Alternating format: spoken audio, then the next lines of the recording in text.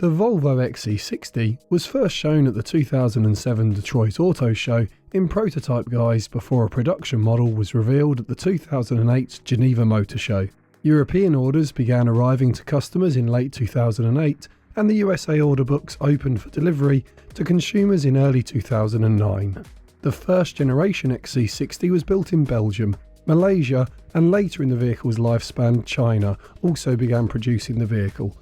All XC60s were constructed on the manufacturer's P3 platform and ended production in 2017 for the arrival of the second generation XC60.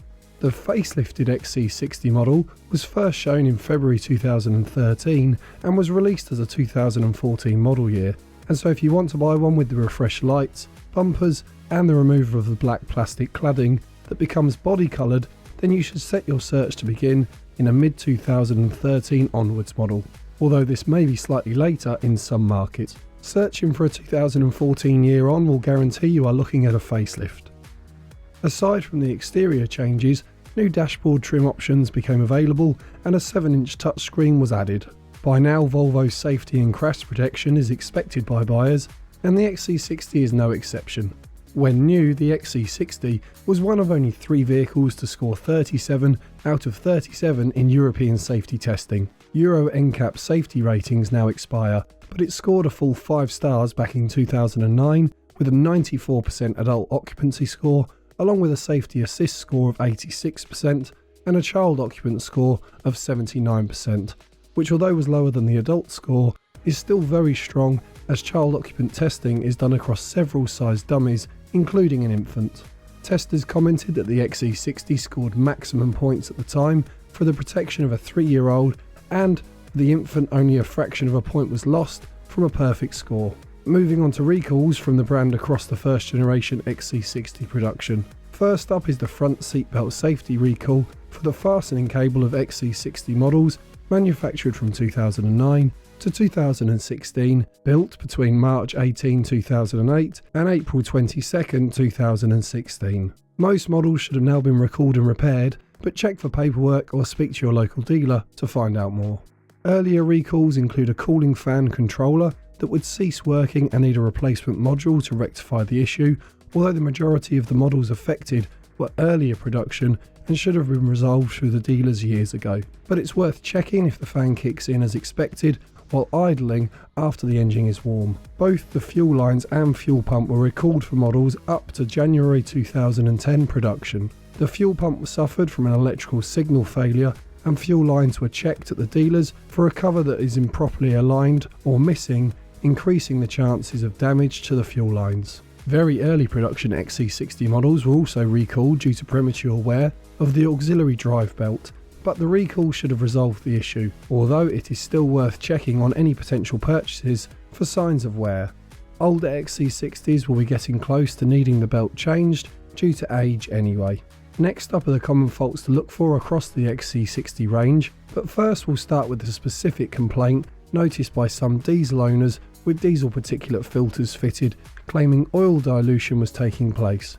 No official rectification was offered by Volvo, and so many owners that experienced the issue moved to shortened oil change intervals of 6,000 miles or 6 months. We should note that it's not the first example of oil dilution complaints we have discovered at the miles driven, with several manufacturers of diesel engine vehicles facing similar complaints.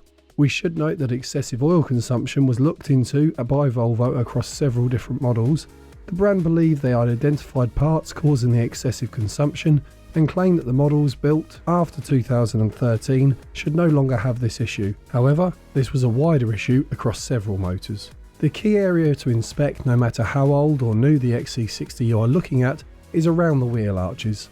Rust can build up due to trapped moisture, dirt and debris getting behind the liner, and although bubbling paintwork on the exterior will make the problem easier to spot, it is inside the arches that the problem can hide. Any noises from the rear of the car are likely to be one of 2 culprits and should be listened for on test drive. First, the rear springs can fail and need replacing, otherwise the trailing arm bushings may be the problem. Take it slow over a few speed bumps, and as the rear end comes off the speed bump, the rear suspension will decompress. If you get a noise here, then it may well be the bushings.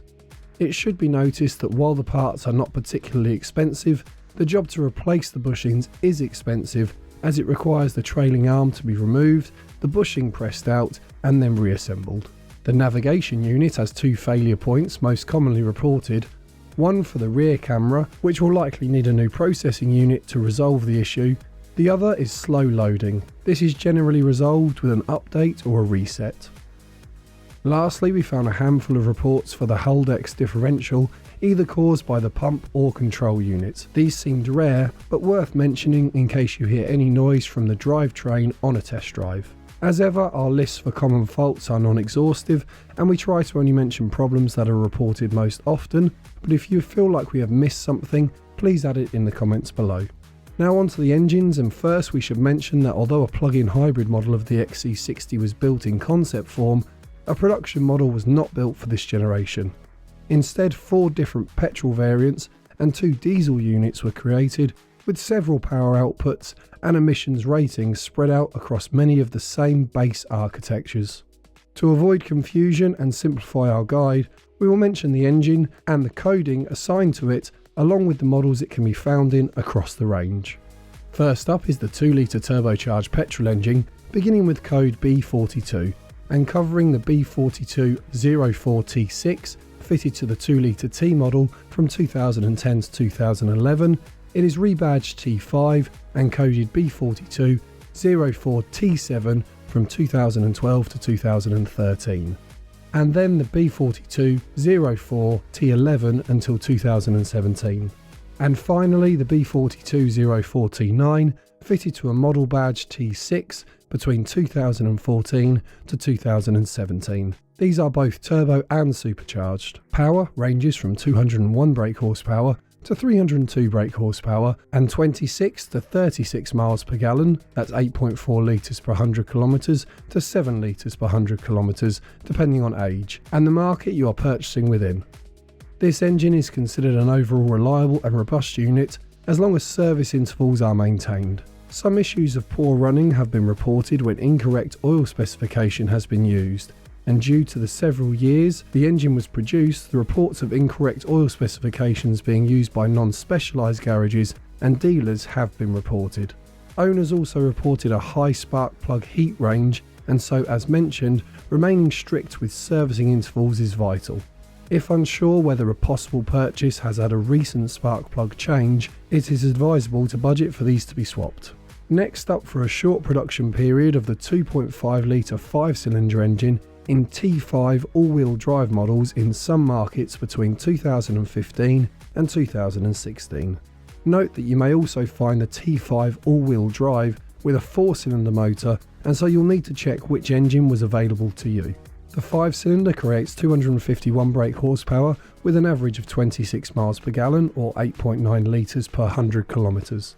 Due to the short production run, the only complaint from some owners is higher than expected oil consumption. This issue has arisen in earlier production vehicles, but a redesign of the piston rings has for the most part resolved this issue. But if you experience high oil usage, this may be the fault area. An inline-6 turbocharged engine coded B6304T2 until 2010, and then B6304T4 until 2016. Power in this motor ranges from 260 to 300 and then 324 brake horsepower, with the highest power mated to an all-wheel drive system. Fuel economy ranges from 20 miles per gallon to 24 miles per gallon, that's 11.9 litres per 100 kilometres to 10.7 litres per 100 kilometres. These are again considered to be an overall robust engine with few common issues. An area to look out for are any tears in the diaphragm of the PCV system. Any hissing sound at idle should be listened for as a telltale sign of failure. High oil usage on earlier models could be a sign of faulty piston rings. This problem shouldn't affect 2012 onwards models, as Volvo redesigned and repaired earlier motors that were problematic. Finally, for the petrol engines is the 3.2 litre SI6 coded B6324S, creating 235 brake horsepower and averaging 24 miles per gallon or 9.9 litres per 100 kilometres. Owners generally consider these to be one of the most reliable engines from Volvo, although vacuum pump seals can fail. Volvo noticed this issue early on and now offer a seal replacement kit for affected vehicles. Onto the diesel engines, and there are essentially two engine platforms to choose from. We'll start with the smaller 4-cylinder model that is badged as a D3 in both front and all-wheel drive, or D4 model in front-wheel drive.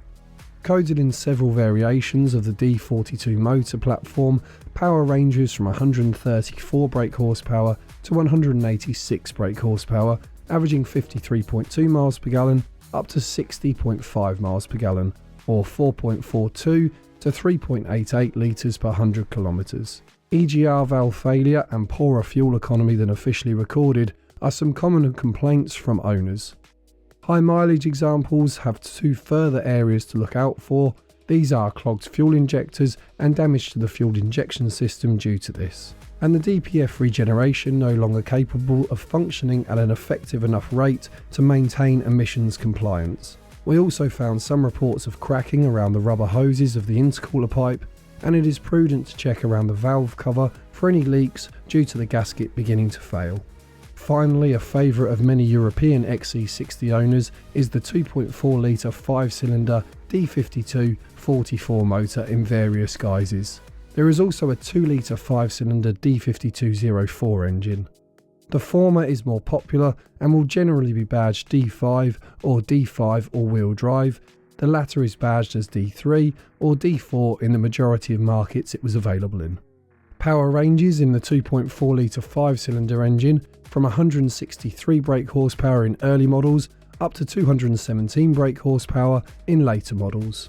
The 2 litre engine generally varies from 161 brake horsepower to 187 brake horsepower in later models.